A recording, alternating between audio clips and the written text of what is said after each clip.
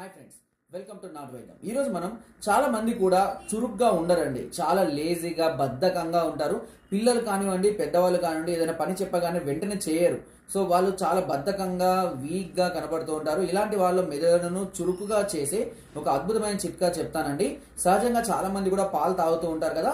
ఈ పాలలో అవిసె గింజల చూర్ణాన్ని కొద్దిగా కలిపి ఇస్తూ ఉండండి. బూస్ట్, హార్లిక్స్ వీటితో పాటుగా ఈ అవిసె గింజలు మనకి ఇప్పుడు అన్ని రకాల సూపర్ మార్కెట్లు అవైలబుల్ ఉన్నాయి. వాటిని దోరగా వేయించి చూర్ణంలాగా చేసి పెట్టేసుకొని బూస్ట్, హార్లిక్స్ వీటితో పాటుగా ఒక అర చెంచాడు అవిసె గింజల చూర్ణాన్ని కూడా పాలలో కలిపి ఇస్తూ ఉండండి. పిల్లలకు కూడా కలిపి ఇస్తూ ఉండండి. దీనివల్ల పిల్లల మెదడు చాలా చురుగ్గా, యాక్టివ్గా, మెమరీ పవర్ కూడా చాలా ఎక్కువగా ఇంప్రూవ్ అవుతుంటుంది.